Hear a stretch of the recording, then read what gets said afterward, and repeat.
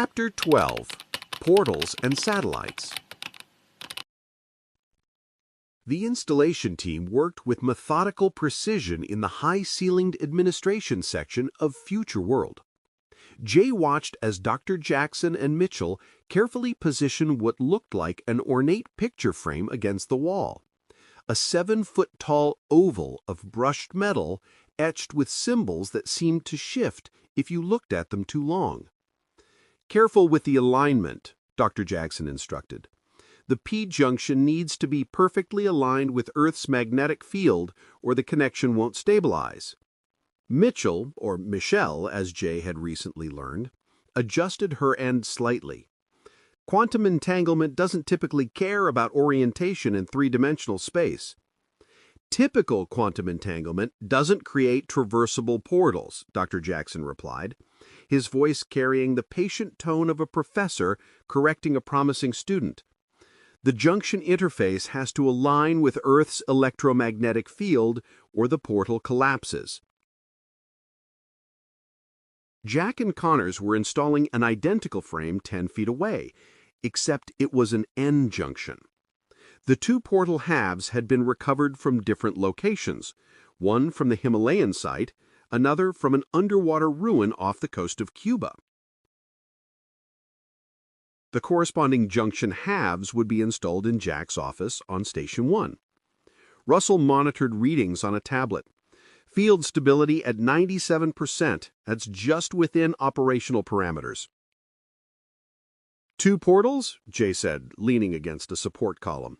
"Because each one only works in one direction?" Dr. Jackson nodded without looking up from his work. "P-junction to N-junction, never the reverse. Matter can only flow from positive to negative, like electrical current, which was actually backwards because society has decided to keep the original concepts.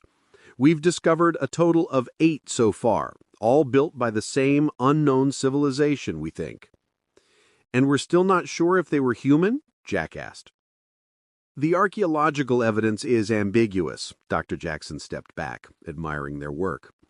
"Tool marks suggest human-like physiology, but the metallurgical analysis indicates alloys we've only recently become familiar with. Either they were human with technology far beyond their time, or they were something else that used human-compatible tools." Connors secured the final mounting bracket. "How many more do you think are out there?" "The texts in the Himalayan site reference 16 portal pairs as far as we can tell so far. We've located 8. My teams are searching for the others based on what are reference locations we think that are etched into the cave walls." "And the progress on making our own versions?" Jay asked. Dr. Jackson's expression brightened. "Better than expected. We've replicated the quantum entanglement mechanism and the P-junction composition on a small scale, but growing very large crystals takes quite a lot of time. The challenge is maintaining purity. We expect we'll eventually get the process duration down to about a month at some point." Jay walked up to the first frame, studying the symbols that seemed to dance like a diffraction grating.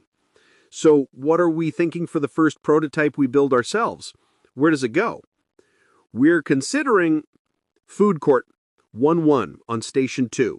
Install one end here on Future World, the other at the food court." Everyone turned to look at him. "Simple, practical, high visibility. People will believe it's a very good illusion or something. They already think the buses that fly back and forth to Brazil are an elaborate carnival ride of some kind. And the food's better on Station 2. Plus it has immediate utility. Come to Future World, step through, grab lunch, step back. Only they won't realize it's anything more than a door. No more bus rides to the mainland just for a decent taco." Jack smiled. "That's actually brilliant in its logic and simplicity." "I am occasionally capable of good ideas," Jay replied with a shrug. "Speaking of which, Mitchell— sorry, should I be calling you Michelle?" The chief engineer laughed. "Either works. My birth doctor's handwriting was terrible on my official forms, and the clerk entered Mitchell instead of Michelle. By the time anyone noticed, everyone was already calling me Mitchell. At first I thought it was a pronunciation or accent thing, and I just went with it. Military background? Jay guessed. 14 years U.S. Navy, submarine service. Seems I like close quarters and sexual harassment, of which there is no end for a female submariner. I give as good as I get. She winked at Jay. I'm thinking of nicknaming you Summer. How is that sexual harassment? Summer's sausage. Russell's tablet pinged. Connection established with Station 1. We're ready for the first test. Dr. Jackson stepped toward the first portal frame. Activate primary connection. Russell tapped his screen, and the space within the frame shimmered, then seemed to fold inward before stabilizing into a window that showed Jack's office on Station 1. What had been an empty metal frame now looked like a doorway into another room 22,000 miles away. "Holy shit," Jay breathed. I knew what to expect, but seeing it, wow. "The universe has a way of exceeding expectations," Dr. Jackson said with satisfaction. "Shall we activate the second?" Russell nodded and tapped his tablet again. The second frame flickered to life, showing another view of Jack's office from a slightly different angle. "Two-way travel achieved," Russell announced. "Power consumption stable, quantum entanglement holding at 100% coherence." Dr. Jackson turned to the group. "The implications are, of course, profound. Instant transportation, without vessels, without fuel, without time delay. But it must remain secret for now." "Why?" Jay asked. "This could change everything. End hunger, provide medical care to remote regions, and possibly eliminate the need for fossil fuels. And trigger the largest power struggle in human history," Dr. Jackson cut in. "Imagine every nation, corporation, or criminal organization fighting for control of this technology.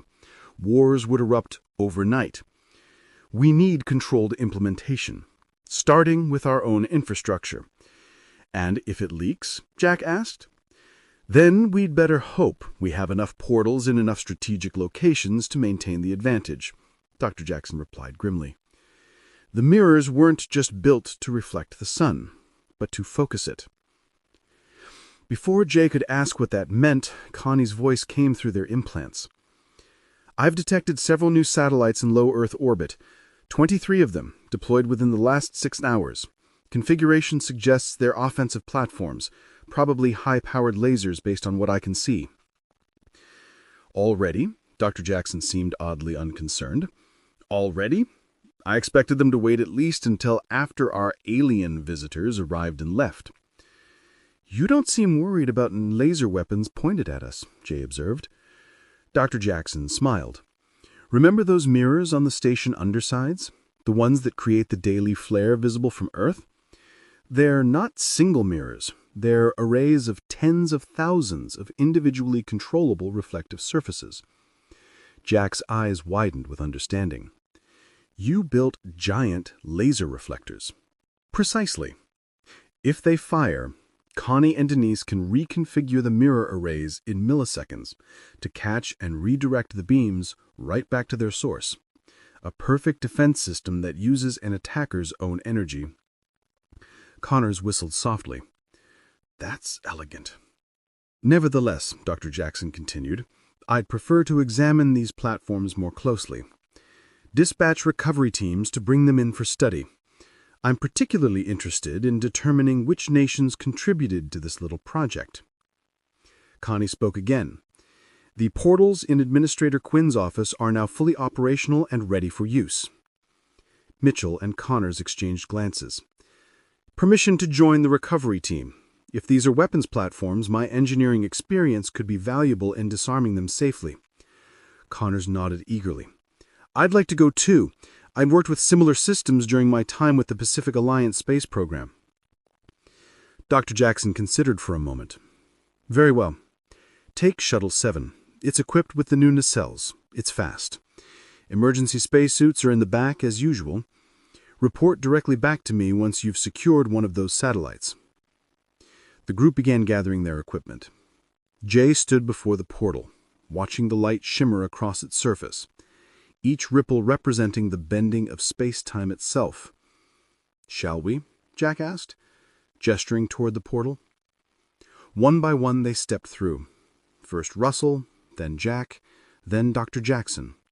Each vanished instantly, transported to Station 1 faster than one could snap their fingers. Jay hesitated at the threshold. The enormity of everything that had happened in the past few weeks crashed down on him. Spies in their midst, weapons aimed at the stations, portals for instant travel, fake aliens coming to visit. It was all so far beyond what he had signed up for as a simple pilot. He could walk away, take a shuttle back to Earth, disappear into anonymity, let someone else deal with interplanetary politics and ancient alien technology. Or he could step through that portal and continue trying to make a difference. Despite the danger, despite the uncertainty, despite the growing sense that Dr. Jackson wasn't telling them everything they needed to know. Mitchell and Connors were already heading toward the Future World shuttle hangar, discussing satellite recovery procedures. Jay took a deep breath and stepped through the portal. These videos are time-consuming and a bit difficult to make. I would prefer if you told me now that you think they're crap. If not, then please at least hit the thumbs down button. Thank you. If you like the videos, please tell me, and tell me how to improve them. I'm just one guy, and I often get wrapped up in the technical details. I miss a lot of stuff, I'm sure. Fresh eyes see what I miss, so please tell me. At least hit the like button, and if you're so inclined, please hit the share button. Thank you.